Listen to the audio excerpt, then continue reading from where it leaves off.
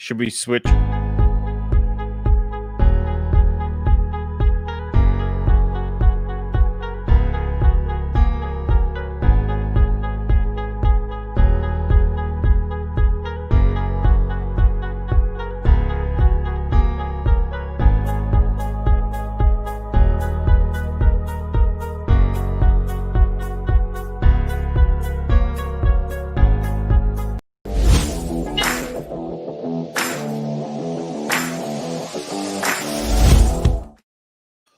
Hello, everybody. Welcome to This Week in Wrestling, that hashtag show's wrestling show. I'm John. That's Neeson. And coming in hot is Johnny P313. What's going on, guys? How y'all doing? We are going to be talking all about WWE's TLC, tables, ladders, chairs, stairs, lighting men on fire, watching them die in the burn, bitches burn, with a live studio audience of people. Well, not a live studio. They're all watching from their webcams. They're all liable. Every person in the arena liable. Anyways, guys, Facebook.com/THS Wrestling News, Instagram.com/THS.Wrestling, YouTube.com/that hashtag show TV, and twitch.tv/that hashtag show. As I said, my name is John, and you can see my entire house was burnt to the ground by Randy Orton, all of it. I still have time to make coffee, though. And speaking of coffee, Death Wish Coffee, guys, head on over to Death Wish Coffee. Use the promo code hashtag show for 10% off at checkout. Guys, last WWE pay-per-view, I guess are we calling them that still? I call them a special event. What are they called now? I call them pay-per-view because, you know, we still pay per month to view these things. Yeah, that makes sense. That works. That's some Bobby the Brain Heenan. That's some brain knowledge right there. Yeah, this is the only reason why I keep the network. So yeah, that makes sense. Not I guess NXT we don't really. I do. I was like NXT. It's a lot of reasons I keep the network. Dang, Johnny just shit on. That's right. Hey, when they become a sponsor, I'll speak more highly of them. Until they become a sponsor, the only reason I keep the network. Nothing. They will never become a sponsor. Well, not after tonight, because I know what's coming. Happy birthday, Thomas. Yeah, be nice, Pingo. I am being nice. I was the one that noticed it was his birthday. You guys didn't even look in the chat. I did. I looked. I got the chat up. Look at this. Watch this. No. Johnny Klein says Dexter Loomis and Randy Orton should be tag team partners, and they should commit murders together. One draws the murders, one commits the murders. They're called the Loomis Killers. Dum, dum, dum. Oh, the Loomis Killers. Ken, what's going on? Guys, in the chat, we're going to go around our table here. It's more of a Triforce, I guess. We're going to go around the Triforce here, and we are going to give TLC a grade A to F, and I want everybody in the chat to drop what they thought. A, obviously being the best, F being obviously the worst. I thought you would say F obviously being what it should be. The worst. I should maybe just, I could stand. Can I stand up? No. Don't. I could. You're going to stand up the whole time. I'm going to stand up for an entire hour. Don't do it. Okay, I'm already tired. Yeah. Oh, God. John, the stamina, John. All right, guys. A to F. Neeson, what'd you think of TLC last event of 2020 for WWE pay-per-view wise? Last pay-per-view of WWE for the year of 2020 sums up the year of 2020. I will give it a C. I will give it a C. Because it's not a failing grade, and they did just enough to get by. And when I say just enough to get by, it has nothing to do with the wrestlers. It just has to do with these, just everything was bleh. Like everything was bleh. And then at the end, what did they do? They murdered a man. They murdered a man. They committed murder. They committed murder. Murder was the case that they gave him. Johnny. Johnny, what do you think here? What are you giving this? C is for cookie. It's good enough for them. C is for cookie. It's good enough for them. Yeah, this is a C. Like, here's the thing. Oh, donuts, nice. The thing about it is, though, is that, like, I kind of feel like there's moments of the part of this pay-per-view that I liked a lot, or I was like, damn, that is awesome. And there's other parts where I was like, the fuck is happening right now? Like, I'm low-key bored. And then especially we start talking about the murder that happened at the end of the show. It low-key just made me think back to poor Daniel Bryan, who got suspended for choking a man with a tie, and now we're burning people on TV. Like, Rey Mysterio got his eye taken out. I was like, damn, and Daniel Bryan got suspended for choking somebody with a tie. Man, that was like 10 years ago. The line has changed. Yeah, 10 years ago, brother. 10 years ago. 10 years ago, I guess. Yeah, I guess that was the attitude era. I just didn't realize it. But, oh, no, that was the – I don't know where we're at now. That was the PG era, bro. What is this? Like, that was great googly moogly era. John Cena cutting promo. Oh, my God. Darn shucks, I'm coming for that belt. Like, hey. So, yeah. So, real talk, yeah, I give it a C. There's things I want to praise about this pay-per-view that I'm really excited to talk about, but there's other parts of it that just left me confused. And honestly, there's also some things I felt were missing from this pay-per-view. C would have been higher, but Charlotte returned. Of course, they gave her the title right away. Look at you speaking. Good job, Nick. Welcome to the program, Nick. Pinko has a rant for you later.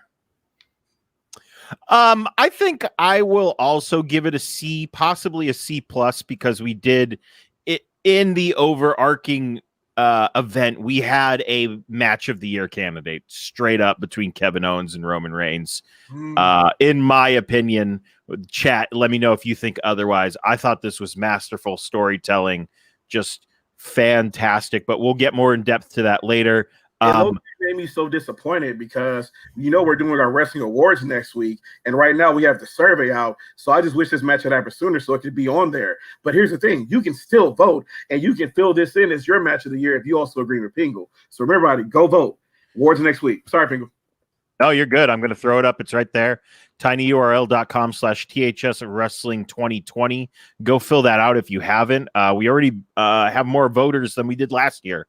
So we thank you for that, and we're excited. Next week, might have to dust off a dress shirt, a tie, and a vest. Ooh, it's gonna be so fancy. It's gonna be fancy, from what I've heard.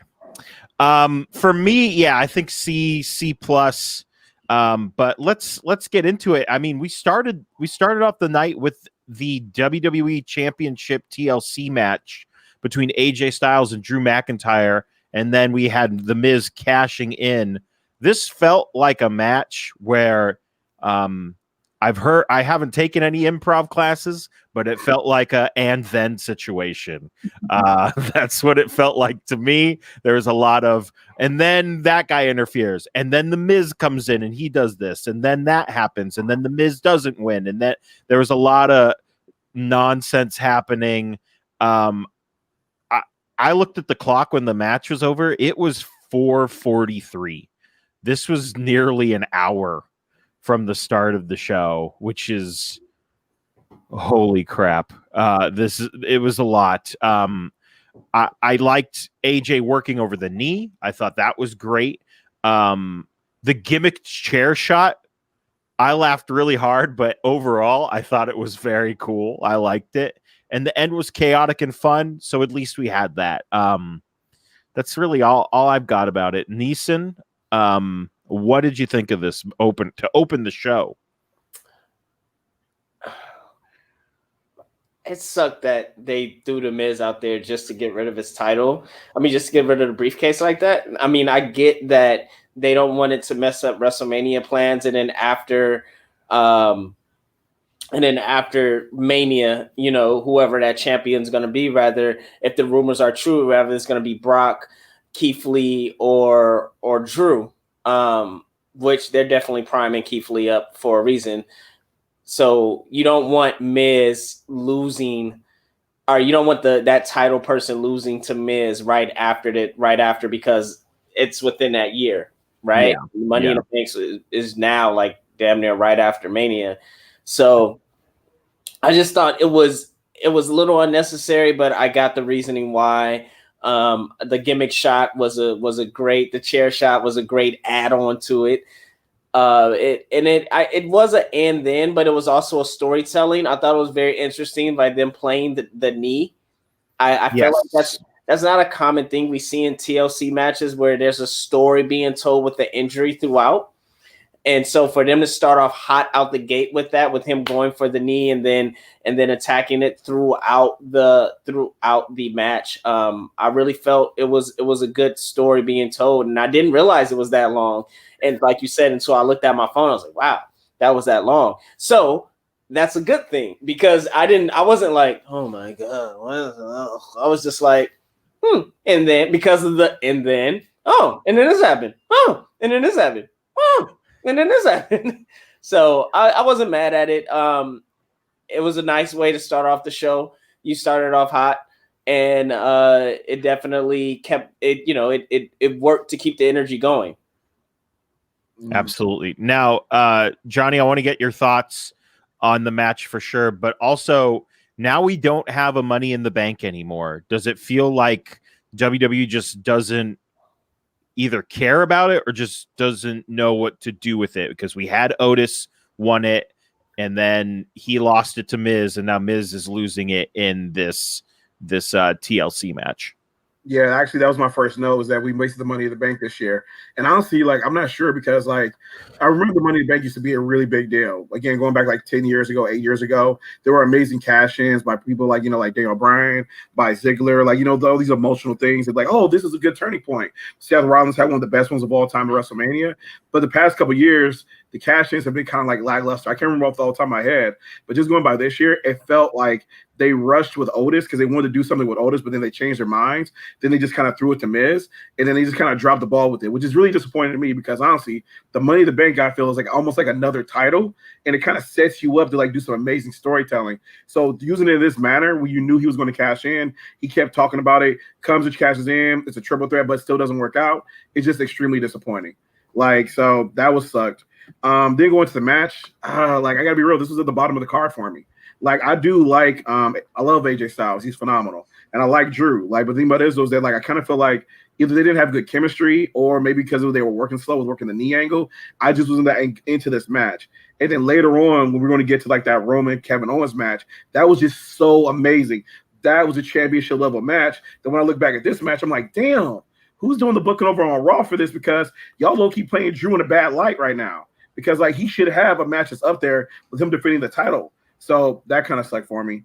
So yeah, so honestly, like again, I like the people that are involved in this match, but honestly, I could have felt it could have been a lot better. Yeah, the other thing I noticed about this, and I don't know if it's just because I haven't been watching weekly WWE television. I just, I come and go as I please. Because I mean, no offense to anyone in the chat, I don't hate myself. So the thing about it is, Single, I watch all of WWE content and I hate myself. God, let me go jump off a cliff. No, don't.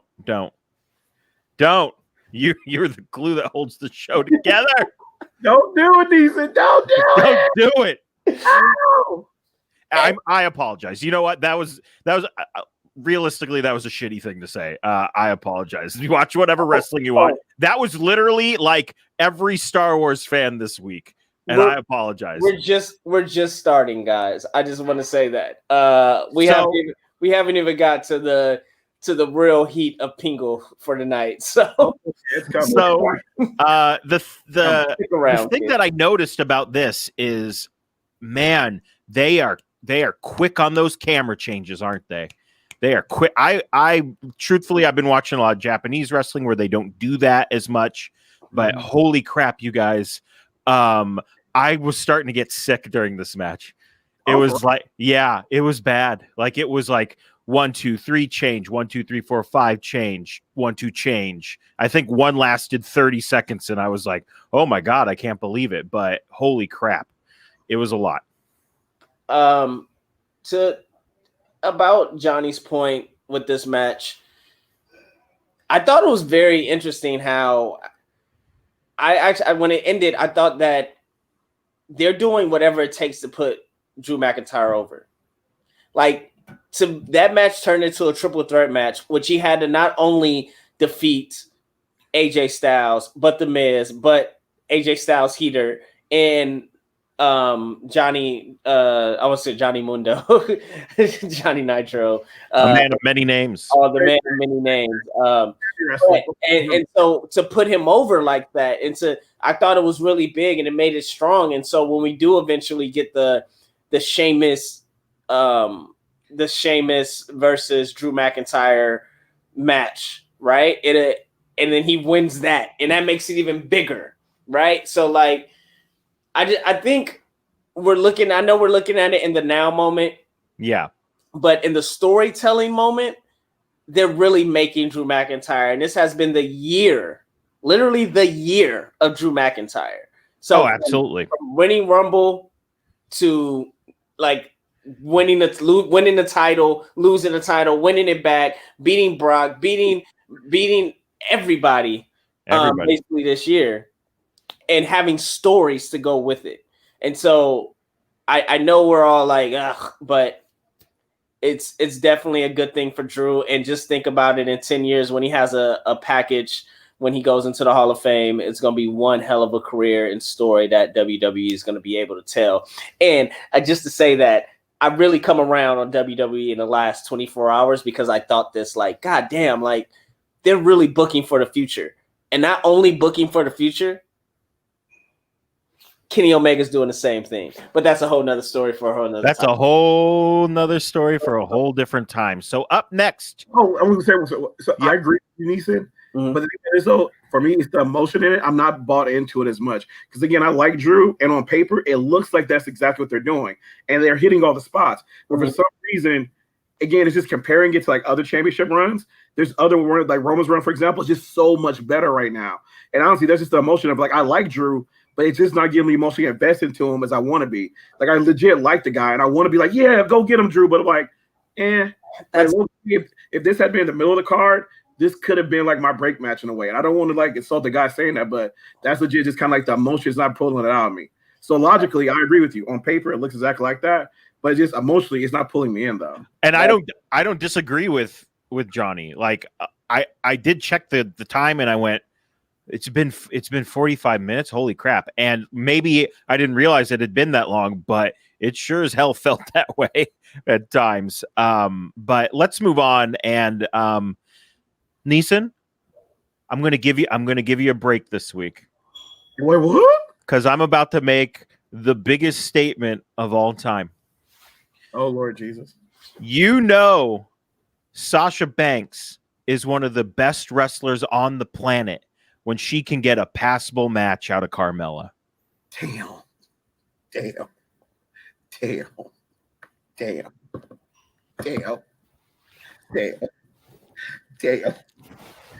I'm just going to be real. I have a question because, again, as I was listening to the commentary, Corey Graves at the end of this match said, wow, the Jets can learn from Sasha Banks. Is this what brought this on? Pingle? Because he badmouthed the Jets. Is this what brought this on? I don't give a fuck what anybody says about it. The Jets are fucking terrible. They won today, barely. I mean, I'm pretty sure Corey Graves is from Pittsburgh, so he's living easy over there, except for his shitty baseball team. But I mean, whatever. That's his priority. But no, Sasha Banks, one of the best wrestlers on earth. You can get a passable match out of Carmella, whose main move usually is a super kick. I mean, hats off to you. Sasha Banks was selling her ass off to make Carmella look like the greatest wrestler of all time. Sasha Banks did that, and Sasha Banks will continue to do that. And let me tell you guys, I'm loving this standing thing because I'm using my hands a whole bunch more. It's crazy. Sasha Banks, one of the best wrestlers in the world today for that reason. Carmella, holy shit. This is my first time seeing the whole gimmick together. Rip the page, start over again.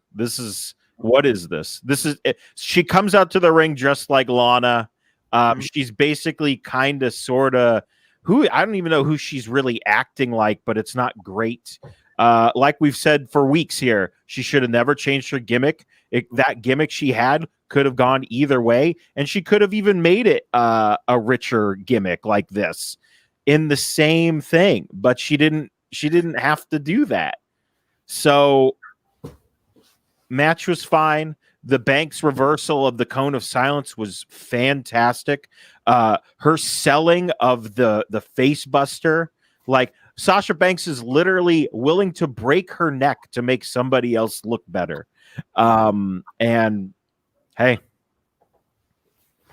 that's pretty much all I got to say. You can do the whole catch for the boss, the blueprint, the standard, the landlord, the queen of the cell. That's all I can remember. I'm sorry. It gets longer every show. That's all I got. So what did you guys think of this match? Man, I just want to say bravo, Pingle.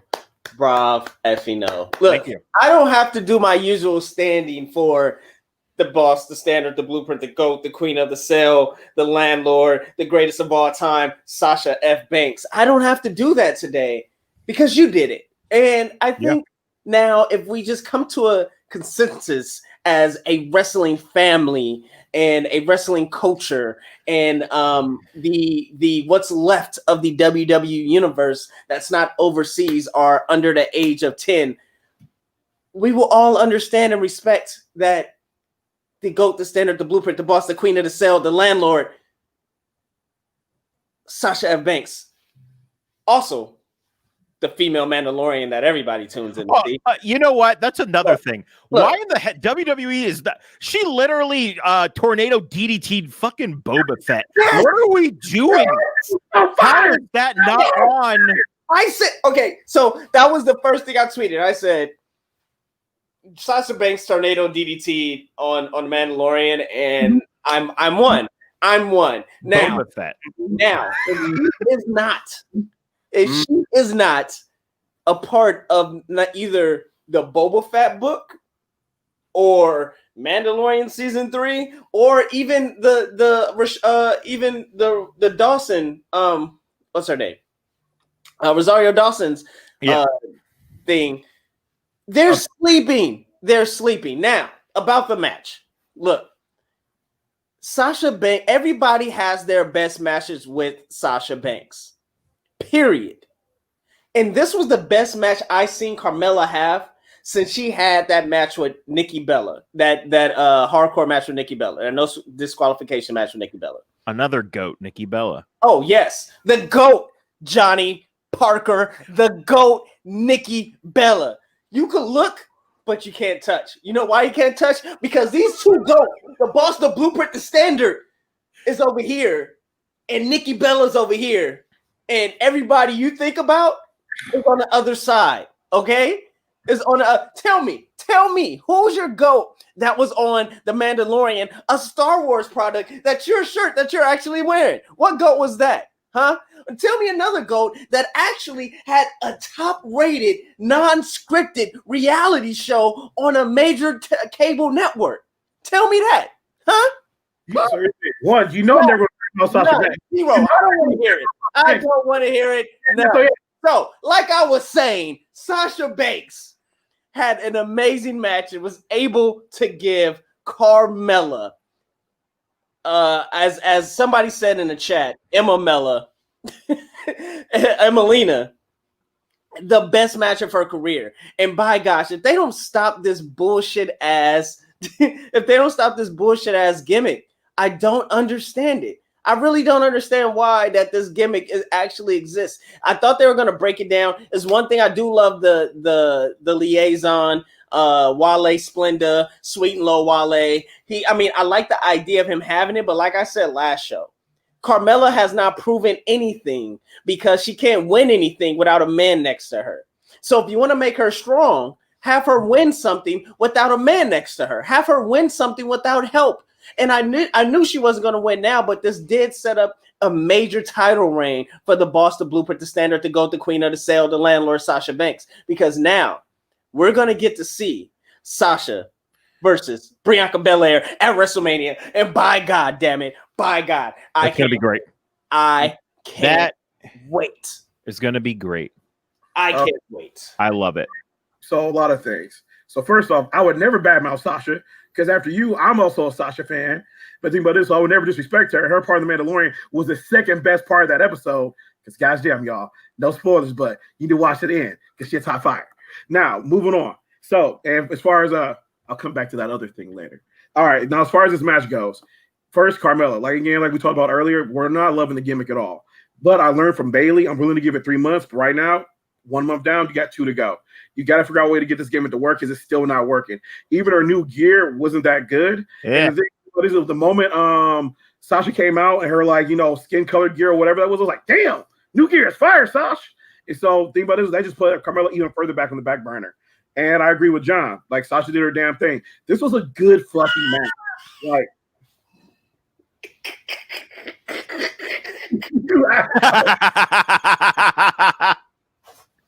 you asshole, Judy. Got him. Good job, Junior. I love Producer Junior laying it down in the chat. Take it down. Listen, as soon as I get this shit set up, you'll see. I got a fucking sink right here. You'll see that shit when I get it. I have a studio I can't be at yet. Props to Nisa for being there. All right, so yeah, so yeah, Sasha did the damn thing, pulled this shit out, did a great job. But Carmella, like, look, it's 1 month down. They got 2 months to get this gimmick together. And honestly, the other thing I was thinking about this card is I'm not sure how long they didn't put the Intercontinental Championship or the U.S. title. On this card tonight. But the thing about this is we haven't got that many cards, especially with women, where they're just feuds happening. As I was watching tonight, I was like, fuck, man, I would actually like to see Bianca and Bayley on this card tonight as well. I wish they had kept that storyline going they're doing with Bianca and Bayley. I would like to see that on this card as well. But yeah, the wrap up, Sasha's amazing, pulled out a great match. And the best part about this is, though, she has a reign that's longer than a month now with the title that she just won as a face, which is fucking amazing. Because usually by now, she loses at a pay-per-view to fucking Charlotte, which John will talk about later. And so, yeah. And as far as Nikki Bella goes, shows ago I said I was going to stop bad-mouthing Nikki Bella, so I'm going to hold my tongue until the Hall of Fame rolls around, because I have a whole thing planned. Nikki Sawa. I'm looking forward to the Hall of Fame. I'm looking forward to the Hall of Fame. I'll do it. I do it. Such a amazing. Such a big. Wow, he did it. All right, let's move on to I will say surprising match to me, and by surprising I mean damn, this match was also very good. We had the Raw Tag Team Champions, The New Day, taking on the Hurt Business, which was the team of Shelton Benjamin and Cedric Alexander. And man, these guys didn't seem like they were going into any holiday break. That's for sure. Holy hell. All 4 guys killed it. Awesome match. And I will say one thing. If there's anything that besides Big E getting his single run, there's anything with the New Day being on 2 brands now, it really gets to show what Xavier Woods can do on a weekly basis. Yeah. And that is a beautiful thing. And I love it. I absolutely love it. All 4 dudes killed it. Good for the Hurt Business. These 4 is there 4 or 5 of them? 4. There's 4. There's 4 of them. And they're all fantastic. All of them have titles with the exception of MVP, but he's kind of manager player role. So love this match. I want to see more of it because it felt fresh too. That was another thing. This is a match I feel like we haven't seen too often. So, and Thomas, that's not true. I said happy birthday to you at the beginning of the show. That was the top of the show. You said happy birthday. So happy birthday, Thomas. Happy birthday. Remember, don't say it again. You said it at the top of the show, brother. Happy birthday. So, happy birthday. The Hurt Business and business is booming. They are walking around with gold around their waist, and it's such a beautiful thing. Now, I don't know if anybody remembers, but one thing I've been preaching since the New Day have been split up is saying this is going to be big for Xavier Woods because hopefully now we're going to see him get King of the Ring, because now you're going to have Kofi winning the main title, Kofi having his WrestleMania moment.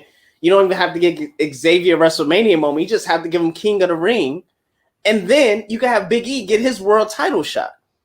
Mm-hmm. And this story, not only are they doing that, but goddamn, Cedric Alexander, they are making a star within him. Finally. This is what, like, and it just takes time. And I heard today somebody talk about, actually Kaz, talk about how wrestlers, it sucks, like Aleister Black, and WWE has such a great roster, but they just don't have the space.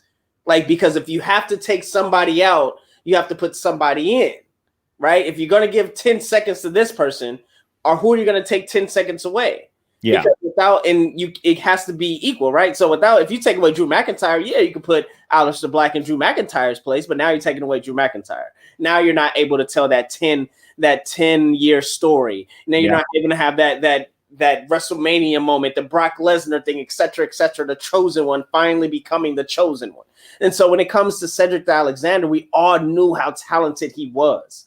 We all knew the personality. We've seen the matches, not only on the Indies, but we've seen it on the Cruiserweight Challenge. We've seen it on 205 Live, and now we're seeing it now on Raw. But not only are we seeing the matches, we're seeing the personality come out. We're seeing Cedric Alexander come out. And if it doesn't remind you of anything, it reminds you of The Rock when he first got into the Nation of Domination.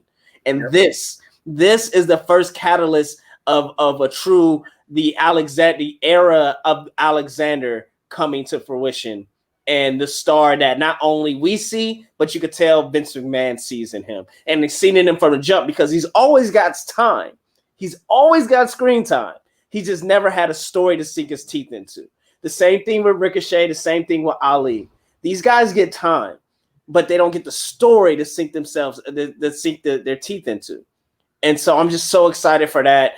And I can't wait for Woods to win King of the Ring, because this, and like, why not? Why not do it now? Why not have now King of the Ring? So kudos to the Hurt Business is booming, and kudos to the New Day for continually not only building themselves but making stars and making black stars. Jesus Christ, man, what are we doing? What are we doing? What a year! What a year. Johnny, I want to get your thoughts on the match as well, but there was something at the end that was a little interesting that we can piggyback off what Neeson said, is Cedric Alexander tagging himself in to hit the lumbar check to win the match. Yep. Which Shelton at first seemed bothered by, but he was like, I'm a champion, it's fine. And the look in Cedric's eyes when he was looking at the hard cam after they won, I think that says a little something about what's going on there. So do you think, I want to get your thoughts on the match, and do you think Cedric is going to oust MVP at some point here and become the leader of the Hurt Business? Good question. So here's the thing. That's what I was thinking, because honestly, through the reference that Neeson made, as soon as I saw that, I was like, ooh, shit, Shades of Nation of Domination. Because y'all remember when The Rock won his first singles title, whatever, came out, started giving out gifts to everybody. You get a Rolex watch, you get a Rolex watch. And what did he give Farouk? A picture of The Rock. And it was just like that ego when I was like, oh, planting the seeds. So I like it. I like it a lot, because again, it gives like Cedric Alexander more personality. And then to Nisa's point as well, they're also getting more exposure, because this last Wednesday, he ran the WWE Instagram talking to fans, answering questions, blah, blah, blah, getting more engaged with the fan base. So they're finally building him. And the other homie is a star. To go back to like the Cruiserweight Challenge, y'all might remember that he had one of the best matches, and the crowd gave him an unending standing ovation. Like literally, they clapping, and it took Triple H to come out to pull him to the back before they stopped, because they were so impressed by him. So honestly, he's getting his time right now, and he's doing a damn thing with it. So I signed him that night. Was it Kota Ibushi that he had the match with? I don't remember, John. I don't remember who he had the match with. I believe he lost to Kota Ibushi, right? He didn't lose. Did. That's the match that they were like, please sign Cedric. Yep, I think so. I think that might have been the match. I don't know, but that sounds correct. And so the thing about is that like I like this match for a lot of reasons because one, again, shout outs to the New Day because they continue to put people over. The New Day is allowed to lose, and guess what? They don't lose steam because they're bigger than that, and they use that to their advantage to build new stars. Two, Kofi Kingston looked like a fucking boss. Like he had that nice little run in there and everything like that. And I love what Kofi does that because he just wants to do it to remind you, hey, y'all, I was WWE champion and I can't be again. So I love when he does those things like that. And then honestly, again, the match was dope and like plenty of that seed is going to give the Hurt Business more storytelling. I do genuinely hope that they don't break up yet though, because again, I like the Hurt Business so much. I want to see them do more things, but again, it gives them a story to tell. So now I'm looking forward to Monday Night Raw and the progressive delight with how the story's going to play out. And now they have what was that thing the Undisputed Era called themselves? The Era of Gold type deal. The Era of Gold. All the gold, baby. They got all the gold right now. So shout out to him. And again, shout out to MVP too, though, because he came back and galvanized all three of these guys. Yes, dude. All three of these guys were kind of stale and like just kind of caught up in things. But when he came together, put them together, gave them all a gimmick, gave them all like more screen time, and now they're all rising together, and it's so fucking dope to see. Yeah, MVP is a MVP. Absolutely. Up next, do you want me to take it so you could toss it to you? I mean, honestly, I really don't know how much fight I have in me with this. To be honest with you guys. Oh, John, I'm sorry, John. I'm sorry. I mean, I think for me, it's just wild that we built up Lana just to bring Charlotte back to win a title. That sucks. But anyway, up next we had Nia Jax and Shayna Basler defending the WWE Women's Tag Team titles against Asuka and a mystery partner. And surprise, Charlotte's back.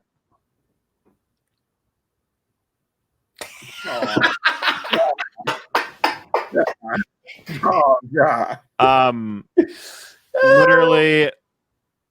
Yes, and they left Billie Kay out and her excellent mask. She can also do arts and crafts. And she can understand Japanese. And she speaks Japanese. Props to Billie Kay. Billie Kay is fire, by the way. She's not getting like actual matches. Fuck if she's not doing the best with any time they give her. Billie Kay is money. So I think Jimmy mentioned on Twitter that they didn't mention that this was also Asuka's Grand Slam win. They didn't mention that Nia Jax took out Charlotte, and then I think there was something else that they didn't mention as well. But man, guys, wouldn't it have been great? There it is. He put it in the chat. Man, wouldn't it have been great if we had maybe built somebody else up and gave them a shot as being in a tag team with Asuka? I mean, wait, we did that, and then we didn't. We decided not to do it. Well, I don't know. This just sucks. I don't like Charlotte. I don't think she's that great. Hearing Michael Cole say Charlotte Flair's signature moonsault almost sent me off my balcony because it's not good. It's not a good moonsault. Please stop praising her for this terrible moonsault. And then, of course, we have Ric Flair fucking sitting in the back being like, well, there she is. She did it again. It's like, oh, look, Ric Flair's here. They're related. Did you know that? I don't fucking care. Like Charlotte, it's just like, great. Now she's going to win the fucking title again and everything's just going to return back to normal. Like at least with this, we had Lana being built. We had other people being built. And now, like you said earlier, when if you want Aleister Black, well, then we don't get this story. I see you, Johnny. If we get Aleister Black, we don't get this story. And now that we have Charlotte back, we don't get stories for all of these other women who they might have been building up. But hey, Charlotte looked great, right? Wow. Also, remember when Charlotte went to NXT and won the title and then just left? I don't have anything else to say about this match. It wasn't that great. Tranquilo, huh? Anybody? Yes, I'll go. All right, guys, look. You made all great points. And I'm just going to try to be a little more positive. Please do. At the end of the day, Charlotte and Asuka both are. I mean, Asuka now a 2-time tag team women's champion, but just go past it. A two-time women's tag team champion, but now Charlotte is also a Grand Slam champion, as along with Asuka, Sasha, Bayley, and now we're just missing Becky, right? Like that's the only one Becky. that's not a. Oh no, she's never because she never won NXT. Yeah, she never won an NXT title. So I think with these, that's a story to tell. Her coming back. Imagine her going back to NXT. Yeah. That would help them out on Wednesdays. Yeah. Okay. I'm sorry. But one thing I would say that's undeniable, that Charlotte has the star power. Standing in there, when she stood in there with standing in front of Shayna Basler, and she was like, "Come on, now, you get out, go tag somebody else." Like, it reminded me of the Roman factor. It reminded me of that. Oh, just these little nuanced things that you do could make you that star. Now, granted, you literally have been pushed down our throats, and not only been pushed down our throats, but have been treated like you haven't been pushed down our throats. Yeah. So it's a little different, but also, I mean, she is a star, and I think we don't know where this is going to go, whatever the case may be. But her being in there with these other women does elevate that roster, and let's hope that the people that take these, the people that take the title off of Charlotte and Asuka, actually, they do something with it, because it should have been Naomi. It should have been Naomi. But hey, maybe it wasn't for whatever reason. But I'm okay with that. Just let the story play out, because I'm glad the titles are off of Nia and Shayna. No matter what, I'm glad they're off of them. They should have been on the Riot Squad. They should have been on the Iconics. They should have been on any other real tag team that they have. But I'm glad it's off of them. And hey, let's see. Maybe Billie Kay could be with Naomi. Maybe Billie Kay could do something. Who knows, man? But that's my positive way of thinking about this. Io Shirai. Well, first of all, I wanted Io Shirai and Asuka to be the tag team, and them actually win it, and them do a 2-woman power trip across 2 brands. I thought that would have been great, but clearly they don't give a fuck about NXT. Nope. Watching it drown on Wednesday nights. It's clear, guys. They don't care so much about NXT that they are starting NXT for NXT instead of using the 205 Live as NXT for NXT. It's just mind-boggling, guys. I saw that and I was like, I don't know what's going on, but I guess when you're a billionaire and you're a billion-dollar company, you live in your own world and you can play with your own toys however you please. But that's another rant for another time. Go ahead, Parker. All right, so a couple of different things. First off, to Matthew's point and to your point, that's exactly what I thought at the beginning of this match. When they were waiting for our partner, I was like, wouldn't it be so dope if it was Io and they come out and they both win the titles, and then Asuka's going to NXT on Wednesdays nights, helping Io out, and they're just going back and forth from brand to brand. And now you're building this up with this actual tag team that actually knows how to work together, and you're not forcing something together like the Kabuki Warriors. They actually want to work together, have worked together. This would be so awesome. So I was waiting for that EDM music to hit, and then Charlotte Flair came out, and and then as we got into the match, I didn't like the booking. I didn't like the booking in this match, because here's the thing. It was like Shayna Baszler is a fucking beast. She's one of my favorite wrestlers on the roster right now. And so the thing about this, when Charlotte Flair gets in the ring with her, I'm like, you should have kind of like told a story right here where they're kind of face each other off, kind of like walk around, build up that tension a little bit. Because Shayna Baszler is a badass and has held like a 2-time champion down in NXT. Is now a tag team champion. You need to start building that up, but you didn't. You left the opportunity on the table right there. And then that goes into some happens at the end of this match where she takes the fucking pin. I'm looking like Charlotte's already faced Nia Jax. She can pin Nia Jax and it doesn't mean shit. But by having Shayna Baszler take this pin right now, like eliminates any kind of tension you can build up later on between the two. So I didn't like that because it's the bad storytelling that's going on. And then, dude, what about Lana? Like, you literally did all this shit to get Lana over, where we were like so excited about everything that was happening in Survivor Series. Everything was like she was like starting to be endeared to the crowd and everything like that. And I'm like, so what happens to Lana now? Now they're gonna have the tag team belts and they're just gonna run, and what's Lana gonna be doing? She's gonna get pushed to the back again. Like, you literally built her up for what though? And so honestly, like, the match was fine because again, you have again some of the great wrestlers in this match. The match work was fine, but I didn't like the booking. I think should have Shayna Baszler shouldn't have taken the pin. And then honestly, like, just throwing the title on Charlotte again goes to like Nisa's point of us constantly forcing her down her throat. She does have a great deal of intangibles that endears her to like fans and everything like that. It helps with storytelling. But it's like, damn, there's a lot of other people who could have been in that spot tonight. So yeah. You know, I think it's strange that Neeson brought up that Charlotte Flair, and I agree with this because I believe I've said this, has been shoved down our throats, but people don't realize it. Could you imagine if Roman Reigns, the one that has been shoved down our throats so much, went to NXT and beat Adam Cole for the title? Could you imagine if that had happened? Everyone would have shit themselves and then died. That's literally what would have happened.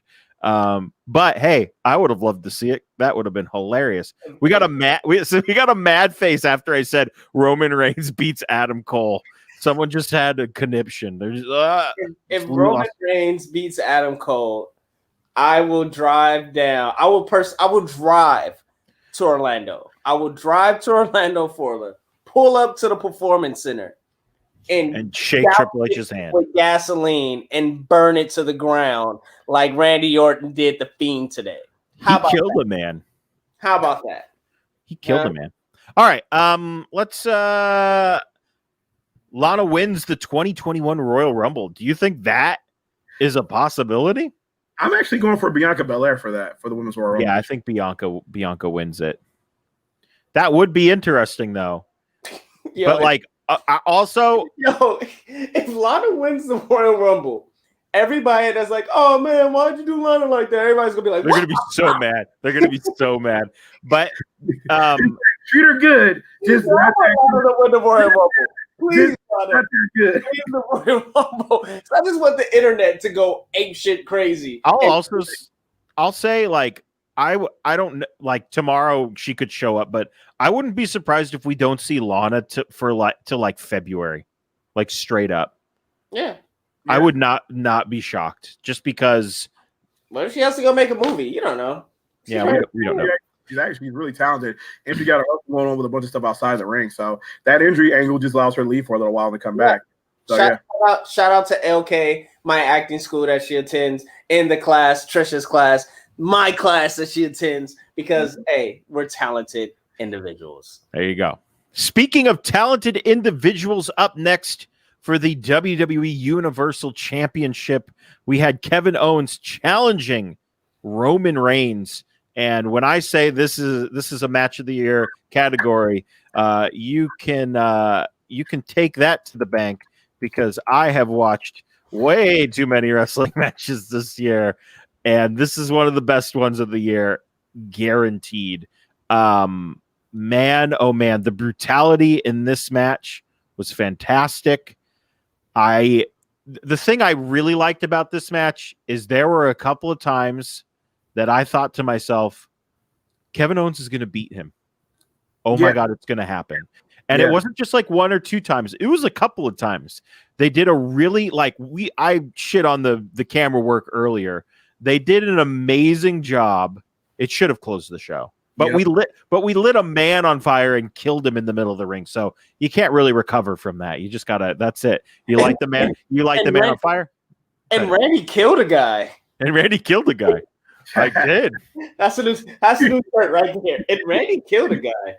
I've been meaning to talk to you about that. You should maybe cost the family out of town. That's going to be a WWE backstage segment in 15 years. Right. Straight up. Hey, didn't you kill a man once? Oh yeah. When Triple H was trying to when HBK lost his way and Triple H was trying to find him, he was working at like the little the little cooking cafeteria. The cafeteria. Oh, yeah. He's like, yeah. Remember when he's like, oh yeah, that's right. That's it. It was like, hey Randy, remember when you killed a guy? Oh, yeah. Was this match as good? I think Walter Iliad was better, but that's just me. That's just me. But that's apples to oranges, guys. Yeah. Can I just praise Owens for a second? Because here's the thing, Kevin Owens, you are a godsend to wrestling, sir. Because here's the thing, you do so many amazing things.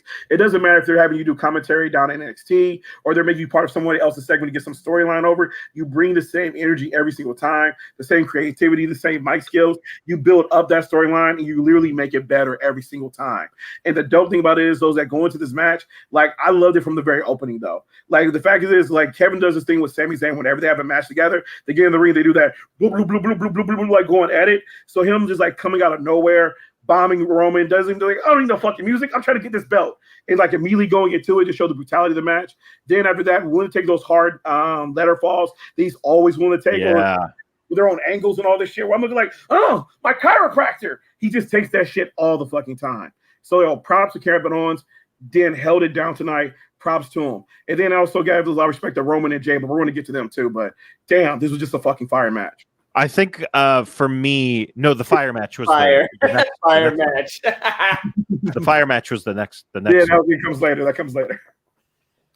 But I really enjoyed the visual of Kevin Owens after he had been speared through the table in the corner, and he was just like a heap in the corner with debris. Oh my goodness, that was amazing. Like I said, amazing match. But Neeson, I need to hear what you think about this match, man.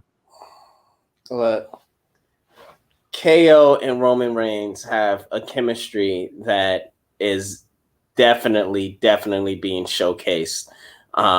They did it the last TLC match they had. They're doing it now. And Kevin Owens,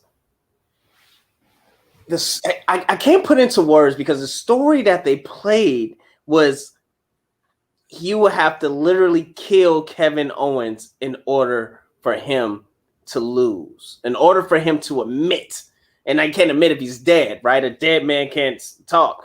So they just did that so perfectly. It's these moments in WWE is like, what the fuck? But then it's these moments where you're like there's rarely middle ground. They do things really, really well, or you're left to say, Randy just burned a man. It's very weird. But it should have closed the match.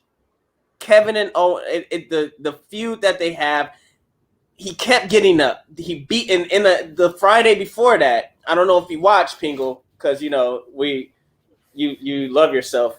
SmackDown. I apologized. I said I was, which is definitely their A show. Him and Jey Uso beat the living shit out of him, and he got right back up. Yeah. So it happened again. Now it happened on pay-per-view. And he literally beat the shit out of him, and it took him getting hit in the nuts and choked out on top of a ladder to lose. And what happened right after that? They showed Kevin Owens get back up. Yep. Because my worry was they were going to run through Kevin Owens, and then he was going to be left to dust. No, I personally think WWE thinks way too highly of Kevin Owens to do that to him. Absolutely, but we never know. Do you think, Johnny? I guess for both of you, do you think because he kept getting back up, our match at Rumble is going to be a last man standing match? Oh, that's a good call. I could definitely see this like going on to Rumble because it gives me shades of back when Stone Cold was going after the title right before WrestleMania 17. He was feuding with Triple H going into that, and so a lot of stuff that was happening around then. So this gives me like vibes of that a lot of ways. So I can see them at like Royal Rumble doing some type of special like match, whether it be like a last man standing, a strap match, hardcore match, something along those lines. Because you're going to have to get Jey Uso involved again, and so I'm wondering like who's Kevin going to reach out to for our backup now. Because again, he's going to like usually that's how these storylines play out. Either the face takes out like the heel's helper to kind of get that 1, 2, 3, or they reach out to get some help. So I'm interested to see like who's going to get. But I can definitely see them doing a last man standing match at WrestleMania. But also, dude, shout out to Jey Uso because he is doing the fucking work in this feud. First off, he's helping Roman beat down like Kevin Owens, but then Roman beats on him, and that's like his lackey and everything like that. It takes that beating, but then comes back the next week like a lick dog. Like, no, I'm loyal to the family, loyal to the family. And I'm like, you're doing something right here. There's some storytelling where this is going to pay off later on. You're planting seeds there too. So shout out to Jey Uso for doing this part in this like feud that's going on right now. And I'm looking forward to the payoff he's going to get later on. Please let them pay it off. Please let them pay it off and not fuck it up. So go ahead. I was gonna to answer your question. I don't think we're gonna get that match. I don't think we're gonna get that match at Rumble. But also, if you look at the card, right? WWE has this thing where they show you they show you what's gonna happen, right? Like they literally show you what's going to happen. And right now, who is the next biggest baby face? I don't watch SmackDown. Who's the next biggest babyface on SmackDown? Both of you guys don't watch SmackDown? The disrespect. You guys don't watch the Boss, the Blueprint, the Standard, the GOAT, the Boss of Friday Night's show? SmackDown. I literally put her over for like 5 minutes. I know, but you don't watch the show. But it's fine. It's fine. It's fine. It's fine. I have the same shirt. I have that same now, Parker. Okay? same shirt. What the hell? You're talking about Sasha.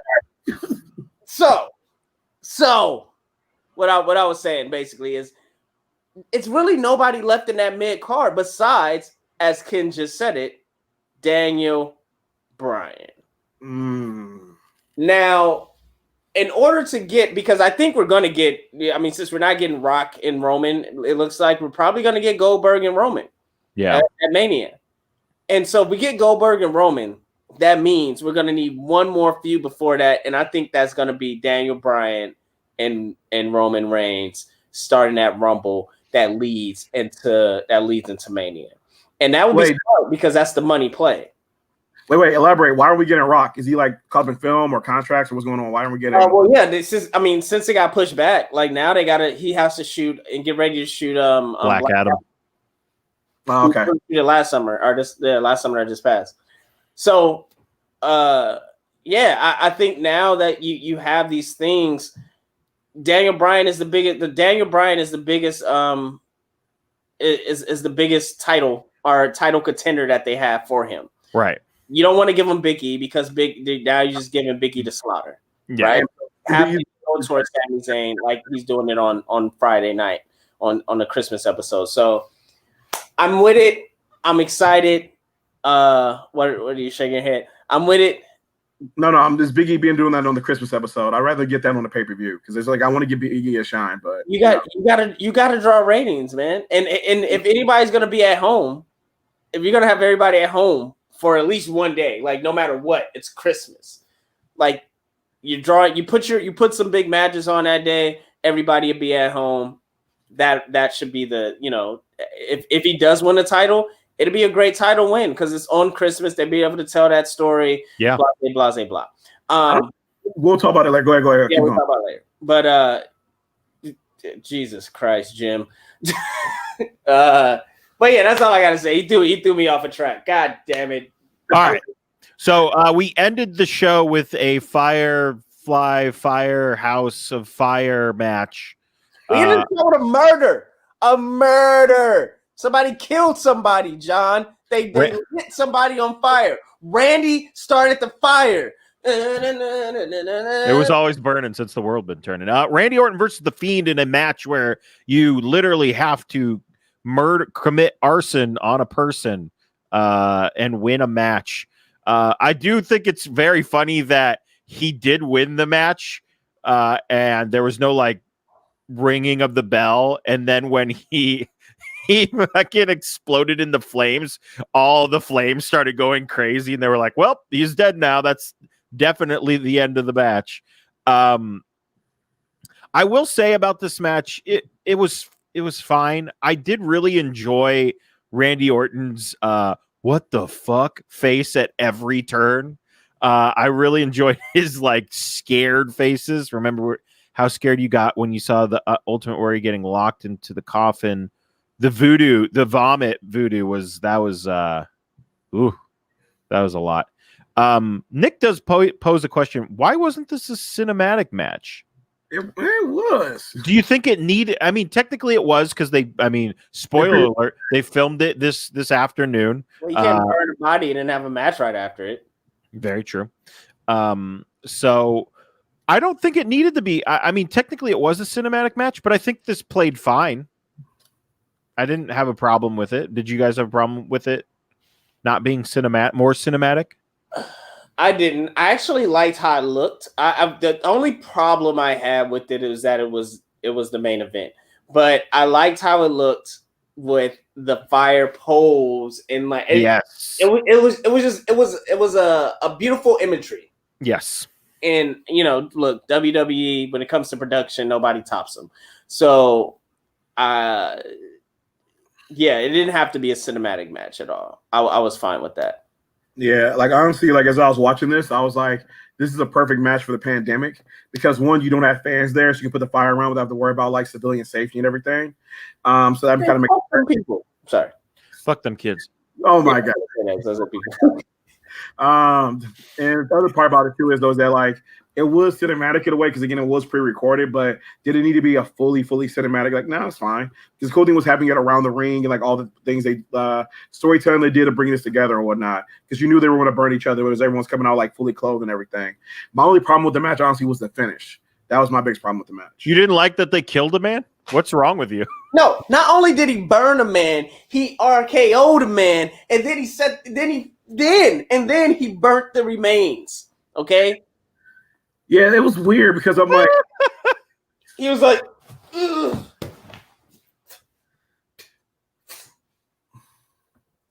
I'm more left with a lot of questions. I'm like, why? And the thing about it is, though, is that when it comes to Fiend stuff, like I'm left with more questions because like going to this match, I was like, oh, cool. So Fiend is going to burn Randy Orton, take him out, and Randy's going to disappear for 3 months because he's been working all year. Props to you, Randy. Good job. You deserve a vacation. Dope. But Randy ends up winning. I'm like, and then he wins about burning the Fiend and beat him. Like, but why though? Is this supposed to be your vengeance match for like Bray Wyatt and the Fiend? But he beats you here. But it's like all the other stuff you've been through, where it's like you got like all those ladders and toolboxes and other shit thrown on top of you. You kicked out on multiple finishers and everything like that. But the RKO allows you to be burned. I'm looking like, okay, is this really the question of why? Why did you try to decide to book it this way? And what's going to happen on Monday night? I mean, granted, this is going to give me the tune in, but storytelling wise, I'm like, what is this going to lead to where you're eventually going to get your vengeance on Randy? So that's the reason why like it left me like unfulfilled in a way. Do you think you mentioned the when Seth Rollins threw everything at the Fiend, everyone started booing. Do you think they revisited that match and went, what would be a believable way to now that we've done that and it didn't really work, what would be a believable way for him to be defeated? Well, dude, we should light him on fire and kill him. Set that bitch on fire. Set that bitch on fire. Dude. They're watching the Jason films like, they killed him with fire. We can kill him with fire. We could kill him with fire. I mean, it was, it is very, Donnie mentioned in the chat, it is very horror movie-esque. I mean, the Undertaker died and came back. Why can't this shit happen all the time? Yeah. I would like to actually, and I can't believe these words are going to come out of my mouth. I would actually like to go back and see how Randy reacted to the Undertaker and his shenanigans when he was going to face him. And I want to compare them to see who he reacted to a little bit more. Yeah. But I mean, it was a thing. It was a thing that happened. It was definitely a visual. We're definitely talking about how they PSA is pyro. Sure. Ask you guys really quickly, when you rank the Fiend matches, and like all the ones we've seen from the toolbox to its openings to Finn to everybody's had matches with thus far, including the cinematic ones, where does this one rank for you? Towards the top, midway, bottom? I don't rank the Fiend matches. You know what? That might be actually. Let me check. Why he checks for that? Definitely want to say this. During this match, all I kept thinking about was, damn, they really fucked Seth Rollins over. Yep. Like, it was no reason that they had to build the Fiend to put him right at the title for that, like, right against Seth Rollins. The Fiend was already a big curiosity, and it wasn't a heel per se. Everybody was more so interested in the Fiend, right? Like, they weren't like, oh, we don't like this guy. They were interested in him. You couple that with a Seth Rollins, which won the title on some whatever Brock Lesnar shit that year at Mania, and then got the internet buzzing of just being a hothead that whole year and really sticking up for herself, really, to be honest. Right. But of course, you have the internet wrestling fans, and it's going to trend the wrong way at the start of AEW, which that was just the wrong move to do. And then you have the emergence of Keith Lee and the NXT that year, which Seth Rollins got booed out of Chicago at Survivor Series. This was all within 1 year, right? This was 2018. And then that's when he lost. He lost right before in Saudi Arabia, and now Seth Rollins has to officially turn a heel, and he has to get a quote-unquote faction, and he just got lost. But that was all due. All of it due. The step that did it was Seth Rollins versus The Fiend. Yeah. And all I kept thinking about was, now The Fiend is a heel? I mean, a face? When he's been this face this whole time, like, and they wouldn't have to murder their top star, their top worker. Seth Rollins is their Kenny Omega, and they just cut the legs off of him. You know, like, I agree with you. It totally cut the legs off like Seth Rollins. But two things. Like, one, when I watched this, the thing that kind of brought to mind for me was, I can't remember who told me this, but it was either one of you two or maybe Joe, who said that a long time ago, Vince told Roman and Bray that, like, you two are going to be the pillars upon the future this company's built. Yeah. And when I was watching this, I was like, this shit's fucking true. Like, Bray's a fucking creative genius, and everything he's doing with The Fiend right now, whether it be weird or what have you, is really working. It's getting people's attention. It's getting people talking. It's getting people tuning in. And Roman is his fucking money right now, and it's coming to us like full form. It's like this tribal chief and everything like that, and it's the absolute truth. They are the pillars upon which the company is standing right now, and so it's fucking dope, and props to them. The second thing is, so John, you looked at the statistics, and these are the questions for you. So not rate, but like rank them. When you compare, how come do you not compare the Fiend matches to each other? And then, I looked it up. I've ranked 3 Fiend matches this year. I'm pretty sure he's had a lot more. One of them was the Cena match at Mania. Match doesn't matter. That's my favorite one. Okay. Whatever the hell that was, that's my favorite, because it was that is what the Fiend should be at every twist and turn. I think. And then an occasional actual match in the ring. But sure. Man, I loved that. That was amazing. What were the other 2 matches? I ranked the Daniel Bryan match. Apparently I really liked that one. That was way back in February. Mm-hmm. Back in it feels like 8 years ago. And then I think for some reason I have the Bray match in there, the cinematic one. Nothing to write home about. I gave it my lowest rating. So I mean, and then Neeson, you don't rank them. Sorry, not rate. You don't rate them, or you don't compare them to each other. I don't think they're. How can I say this? Only one I really liked was the Mania match, because that was the only match that I felt like should have been a Fiend match. Like, that felt like a Fiend match. Like, if you're gonna have this crazy character that like is from another realm or whatever the case may be, give me more matches like that. And so that's what I like. Other than that, I don't. Yeah. You don't like him? Okay. No. That's what I was gonna say. Is like as far as like when I compare the matches, like again that WrestleMania match, wow, fucking amazing, super dope. I even give him credit about his first match against Finn. We like opened the door and we all talking about like, oh shit, you see when he did this? He came out with the lantern, he just kept getting back up. And so there's a lot of like dope matches like that. But then you get to things like this where just like again, it's creative, it's interesting, but it's just I don't know, like it's just missing something like the proper storytelling element you need to do with the Fiend. The problem, to Nisa's point, that's the thing. It probably needs more matches like the Mania match, or you just need to recraft the way you're doing the storytelling. But yeah, just want to know your guys' opinion on it. Yeah, I will say, yeah, Donnie did mention that. I'm surprised they didn't do any sort of tribute. To Tiny. Zeus, to Tiny. I mean, I don't know about you guys, but when I was a kid, Zeus scared the shit out of me.